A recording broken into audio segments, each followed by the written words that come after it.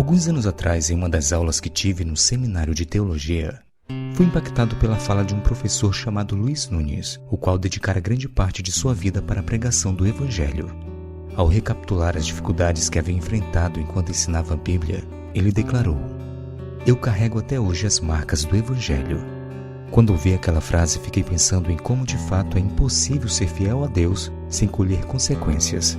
Todo cristão tem cicatrizes do grande conflito. E um ícone de fidelidade em meio às adversidades é João Batista. Sua história é relembrada por Jesus no capítulo 6 do Evangelho de Marcos. Para entender o contexto de sua morte, precisamos lembrar que Herodes Antipas, o qual foi rei na região da Galileia, havia casado com Herodias, a mulher de seu irmão Filipe, ou seja, sua própria cunhada. Pela lei judaica, este casamento era proibido. O casal sabia disto, mas mesmo assim o fez. João o Batista não se calou diante do erro do rei. Publicamente ele alertou sobre o pecado do monarca e, como consequência, foi preso. Inconformado com as repreensões de João, Herodes o prendeu e pouco tempo depois o executou.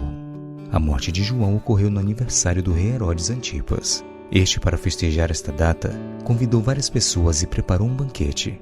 Tudo para demonstrar seu poder. A filha de Herodias, para alegrar o padrasto, fez uma dança especial diante do rei e dos convidados. O rei, para mostrar sua gratidão, disse que daria de presente o que a garota quisesse. Herodias, a mãe, pede então a cabeça de João Batista.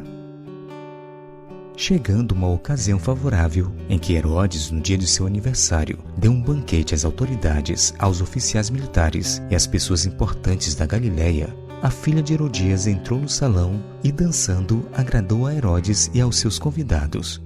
Então o rei disse à jovem: "Peça o que quiser e eu lhe darei."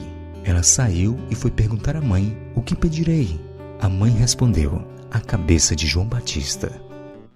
Deixar de atender ao pedido da dançarina poderia parecer fraqueza.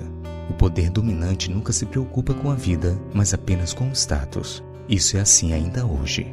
Como resultado da situação criada, João é executado. Sua cabeça é servida numa bandeja.